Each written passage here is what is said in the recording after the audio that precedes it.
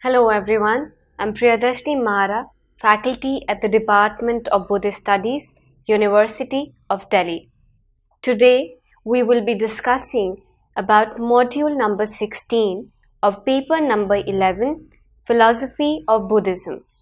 This module is titled as Keynote on Upay and Karuna.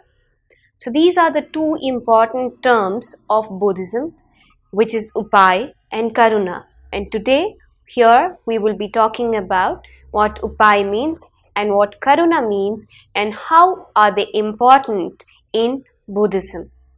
So let us begin with Upay. Upay in Sanskrit means skillful means or method. So when we look at this particular word Upay, which is in Sanskrit, it means a skillful mean or method. It can refer to any activity, skillful experience or practice that helps someone towards the realization of enlightenment. For example, when we talk about the ritual, it can be said that ritual can be a upay. Upay is sometimes translated as expedient means.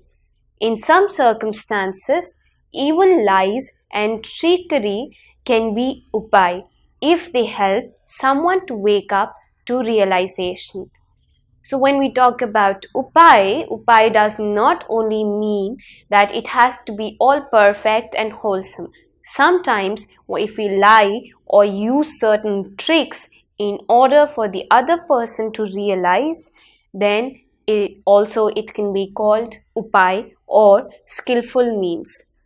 Upay also refers to the ability of a bodhisattva to help others realize enlightenment.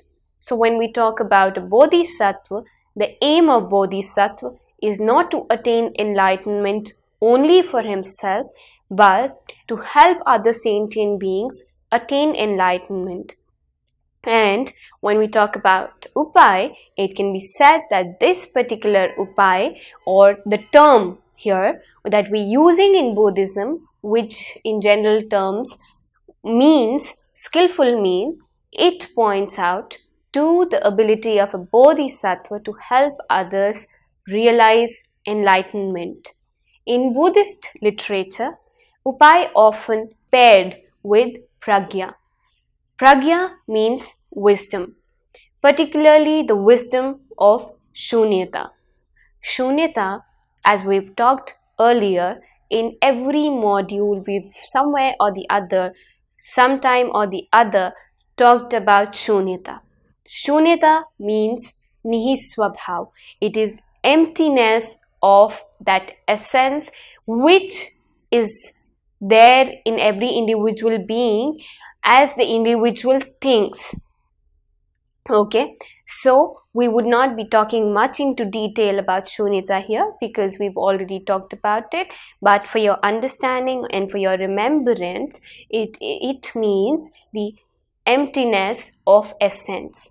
Okay, that individual essence that we talk about, every individual being endowed with that individual essence, there's no individual essence as such or identity as such. All that exists is the conditioned being. So we're pointing out here that particularly the wisdom of shunyata. Okay, upay is the activity of pragya which manifests as compassion, which means karuna. In Pure Land Buddhism, upay, pragya and karuna are called the three gates to liberation. So we have upay, we have pragya and we have karuna. So upay means skillful means, pragya points out to the wisdom, and karuna means compassion. A compassionate heart or a heart or a mind that has attained wisdom is going to use skillful means in performing any action it does. So you cannot take these three gates to liberation separate, or you cannot understand them separately because they are related to each other. when we talk about Upai, then Pragya and Karuna comes together. When we talk about Pragya, Upai and Karuna comes together. And the same way, when we talk about Karuna, Upai and Pragya are there in Karuna. Let us now see what does Upai means in Mahayana Buddhism. Mahayana Buddhists often use the word Upai, which is translated as skillful means or expedient means. Very simply, Upai is an activity that helps others realize enlightenment. So Upai means the activity that helps others to realize enlightenment. Sometimes Upai is spelled as Upai Kushala. So Upai here means skillful means, and Kushal means good actions or wholesome. So this together, Upai Kushala, means skill in means or the good skill in means. Upai can be unconventional, something not normally associated with Buddhist doctrine of practice. The most important points that the action is implied with wisdom and compassion, and that it is appropriate in its time and place. The same act that works in one situation may be all wrong in another. However, when used consciously by a skilled bodhisattva, Upai can help the stuck become unstuck and the perplexed to gain insight. So there are some times when we perform certain actions, at that very particular moment, that action might be good action. But in some other context, that very action may not yield the same sort of results which it yielded earlier. So it depends from context to context. But here, I'm talking from the point of view of a bodhisattva, and he is pointing out that this is for the common people, that Upai may vary with context. As far as for him, for the bodhisattva, this does not make any difference. Upai for him is going to be always wholesome, skillful mean. Though it is not yielding him any result, he has no more to do with any resultant of his actions. He has sufficed that category. All that is required is that his actions are going to help the perplexed gain an insight into what is happening. So his actions are always going to be wholesome or kushal actions. The concept of Upai is based on the understanding that Buddha's teachings are provisional means to realizing enlightenment. This is one interpretation of the raft parable found in Pali Sutta Nipat. So when we talk about Pali Sutta Pitak, we see that in the Madhyam Nikaya 22, there is a parable of raft that is given. Now what is this parable? It says that Buddha's teachings cannot be taken as a dogma. So it is like a raft which you use in order to reach the other end, and then you leave the raft there. And this raft helps you just cross the river. You cannot take that raft along with you, right?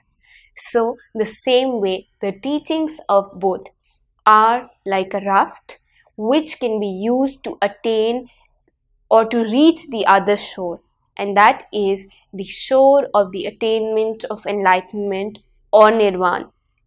And there you leave this raft.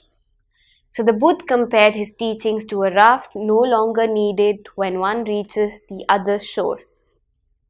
So this particular term Upai holds importance even in Theravada Buddhism. In Theravada Buddhism, Upai refers to Buddha's skill in shaping his teaching to be appropriate to his audience. Simple doctrines and parables for beginners, more advanced teachings for seniors and students. So when we look at the students like you, we have simple teachings and parables. But believe me, these parables are very interesting and you get a very good understanding reading these parables. And Buddha used more advanced teachings for senior students. We don't have to get into that.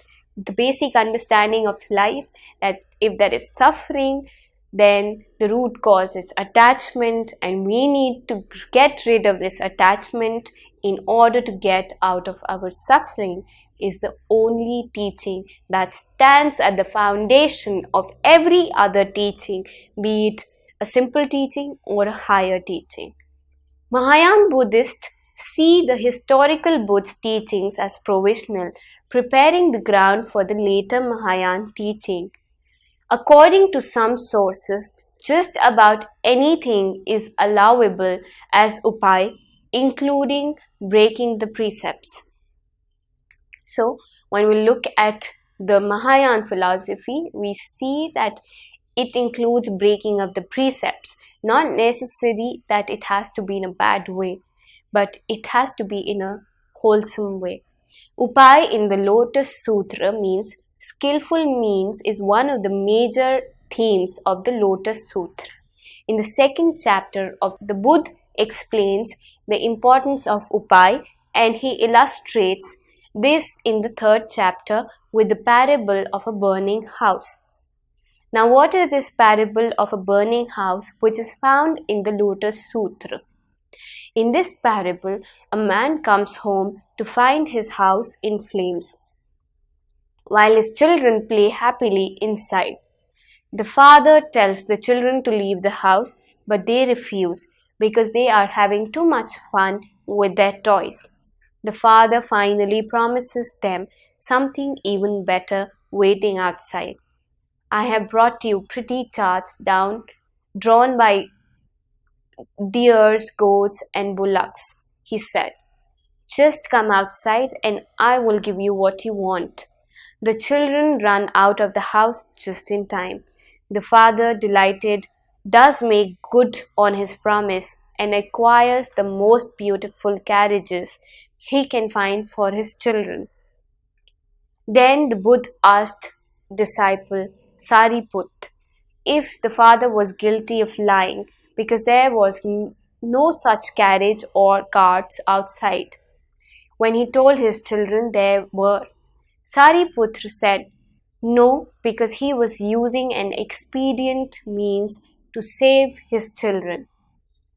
Therefore, the Buddha concluded that even if the father had given his children nothing, he was still blameless, because he did what he did to save his children from getting burnt or from dying.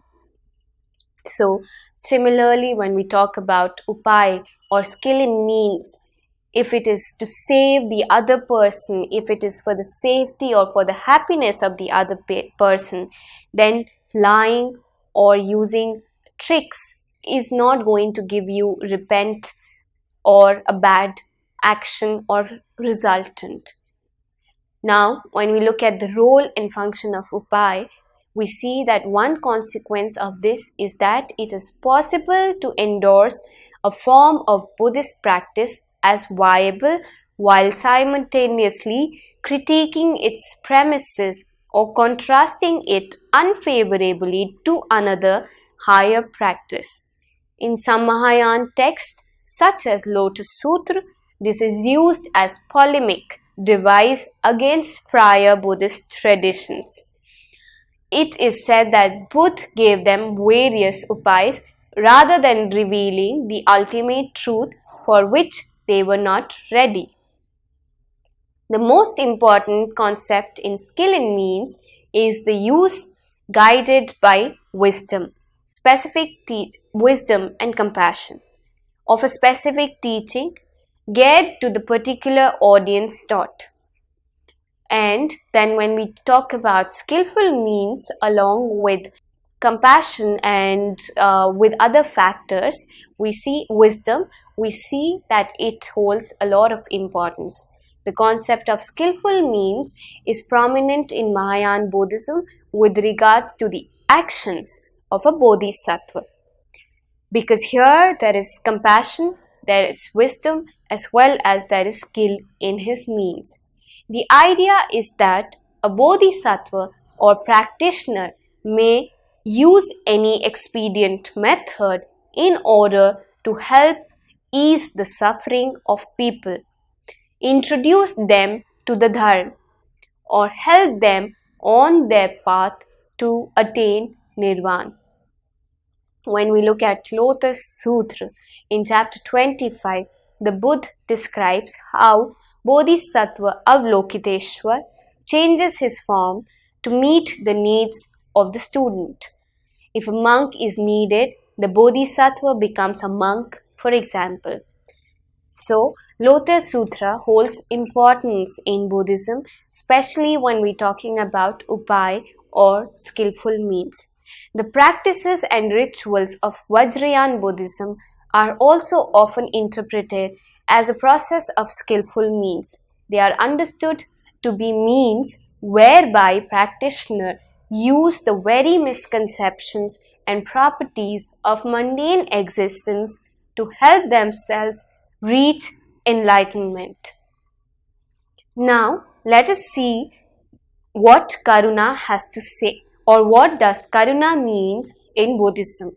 We've gone through the keynote on Upai. Now, we will be talking about the keynote on Karuna.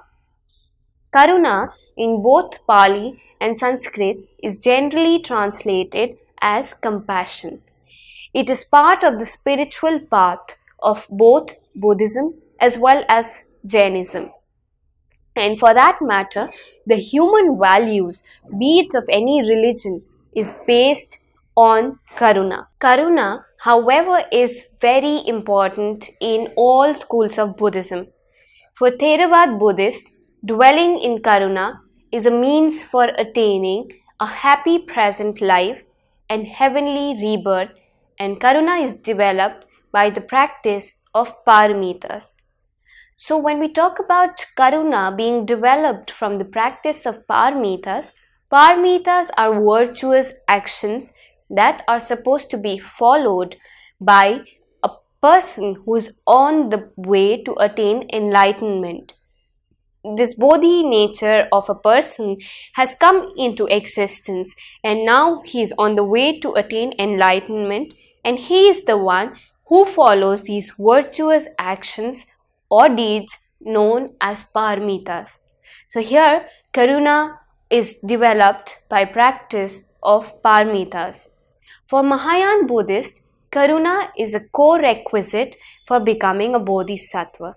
So when a person is on the path of becoming a bodhisattva, Karuna has to be there. Until and unless there is no Karuna or compassion, a person cannot become a bodhisattva. Theravada Buddhism talks about Karuna is, according to them, it is one of the 4 divine abodes or Brahma Vihar. So according to Theravada Buddhism, there are 4 divinely abodes or 4 sublime states of existence, and these are known as Brahma Vihar. And Karuna is one of those 4 states of existence. The other being loving kindness, which is also known as metta, and then sympathetic joy, which is known as mudita, and then equanimity, which is known as upekha. If you remember, then in this paper number 11 of Philosophy of Buddhism, we've already talked, or we've already had a discussion on this one module that was ascribed to only Brahma Vihar.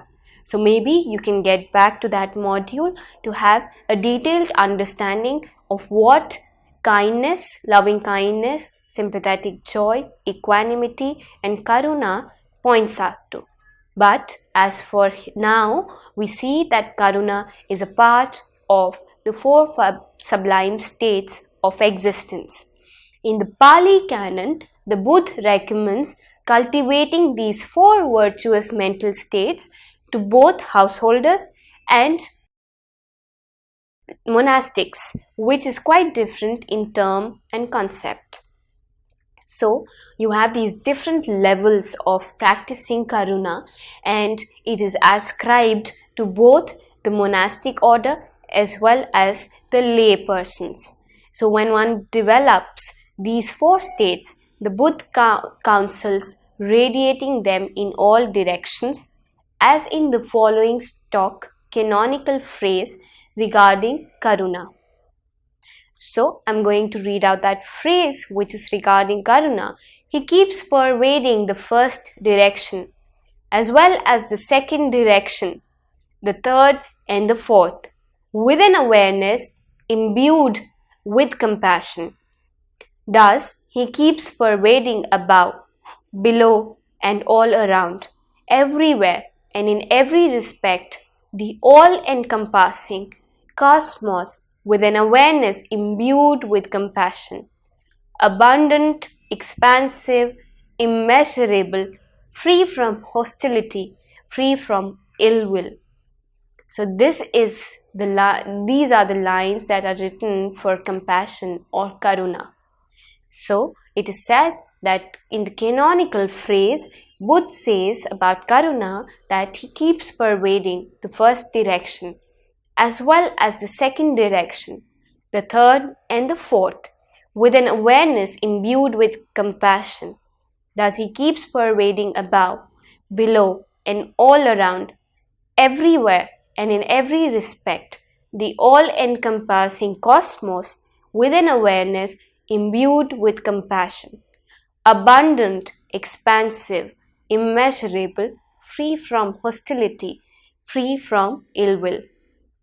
Such a practice purifies one's mind, avoids evil induced consequences, leads to happiness in one's present life, and if there is a future karmic rebirth, it will be in heavenly realm.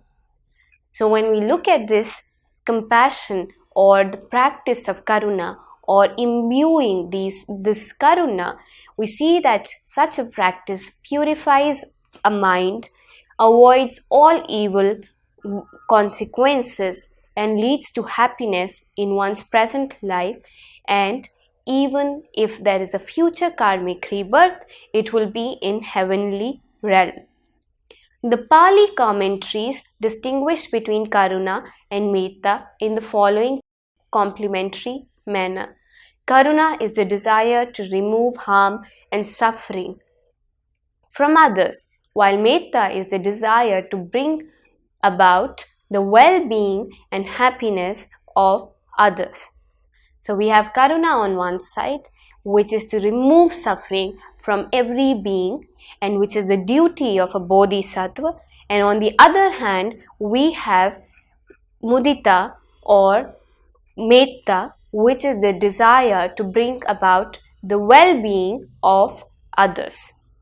Now when we look at this karuna, we see that in Mahayana Buddhism, karuna is one of the two qualities along with enlightened wisdom, which means pragya, to be cultivated on the bodhisattva path. So we have one karuna, the other one is pragya, which means wisdom, and upai, which means skill in means. According to Rupert Gethin, who is a scholar, Buddhist scholar, this elevation of karuna to the status of pragya is one of the distinguishing factors between the Theravada Arhat ideal and Mahayana Bodhisattva ideal. So when we use this term karuna, we see that it is a distinguishing factor between the Theravadins and the Mahayanists. For the Mahayana, the path to Arhatship appears tainted with residual selfishness, since it lacks the motivation of the great compassion, Mahakaruna, of the Bodhisattva, and ultimately the only legitimate way of Buddhist practice is the Bodhisattva path. So then we see Mahayana Buddhists talk about Bodhisattva path. Here Bodhisattva has to think about others before thinking about himself. Whereas on the other hand, we have the Arhat notion of the Hinayanists or the Theravadins, who state that the arhatship is for, and the attainment of goal is only for the arhat. Throughout the Mahayana world, Avalokiteshwar, which means in Chinese Guan Yin, in Japanese Canon, and in Tibetan Chengres Zik, is a bodhisattva who embodies Karuna. So he is also known as the deity of Karuna. The world suffers, but most men have their eyes and ears closed.